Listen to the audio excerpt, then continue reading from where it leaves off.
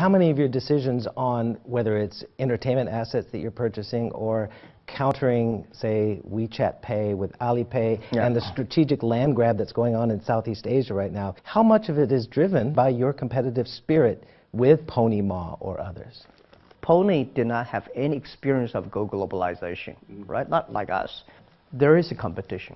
I think, well, first, Alipay has been lonely running around for 10 years, no competitor, which is good for Alipay, but it's not good for the mission we want to do.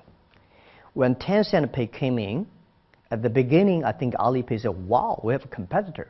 But I think when you're asking people now today, they're getting more fun because they know there's somebody we can work in together, we can influence more people, we can make the market bigger. And this is the fun part. I think Tencent Pay are learning a lot from us.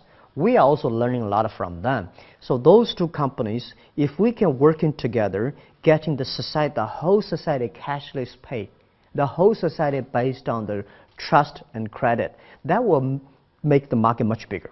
The speed of the internet era oftentimes blurs the lines of regulation. Yes.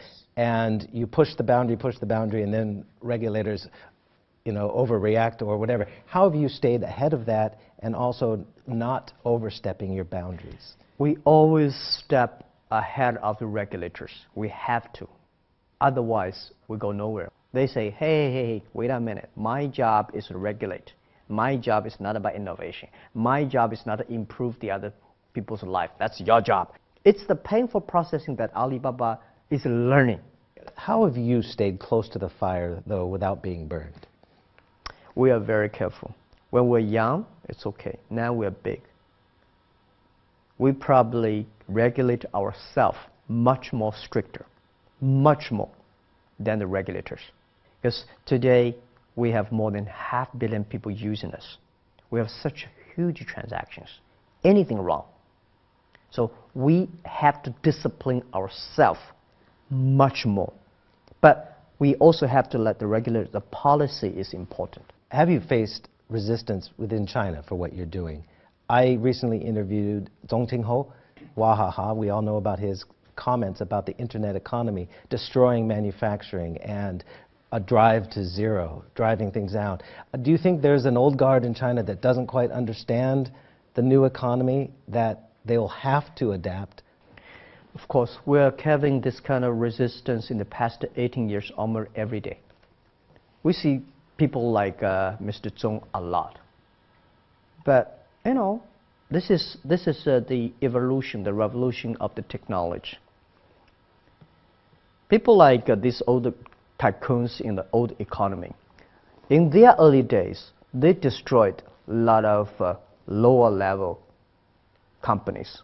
We are helping manufacturing, right?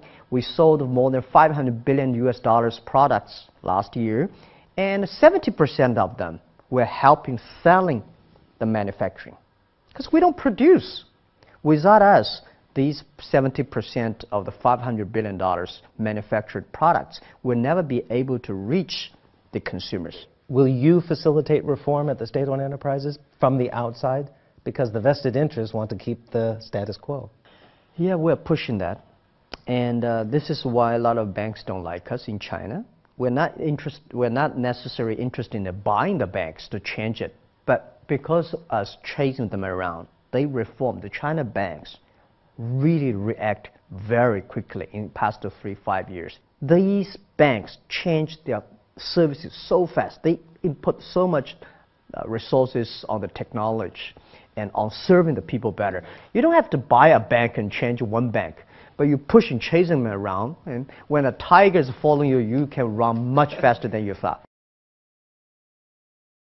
What do you see Alibaba being in 18 years? Because right now you can look at the storm clouds, you can say anti-trade rhetoric coming from Washington, you can see sentiment is not great right now. There's North Korea, there's a lot of concerns that really threaten global trade. So where can you project out 18 years, the next 18 years? I think next 18 years, the globalization, the trade will be much better because of the internet. Because this is our mission, which I said EWTP, we should be electronic world trade platform. We're making sure that a small business and young people can benefit from that. And I think 18 years is enough for us to improve globalization instead of killing globalization. I believe when trade stops, war starts. What's your U.S. strategy right now? We never change our U.S. strategy. We want to help U.S. small, medium-sized companies, young people to sell to China. Sell to China. And sell to Asia.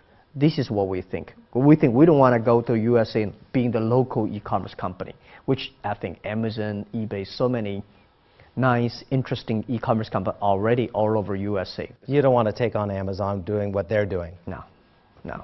How about in entertainment, in Hollywood? I know you had a partnership a year and a half or so ago with Amblin and Yeah. Steven Spielberg. You've been patient there. You've been the tortoise there, Yeah. not the hare. So what's your strategy? So we prepared Ali, entertainment for 10 years. We just started it. This is the number 30 year. We have 7 years to go.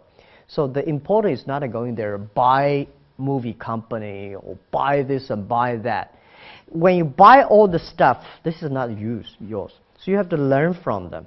You have a partner with them. So I think there are a lot of things China entertainment can learn from the Hollywood. We should partner with them. Should not think about it is good, let's buy it. No.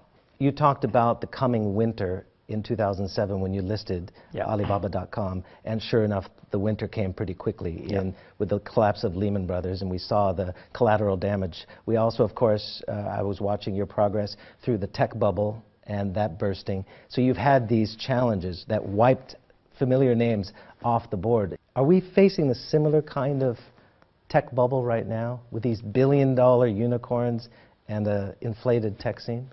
Are there any similarities? No. None. No, not that much.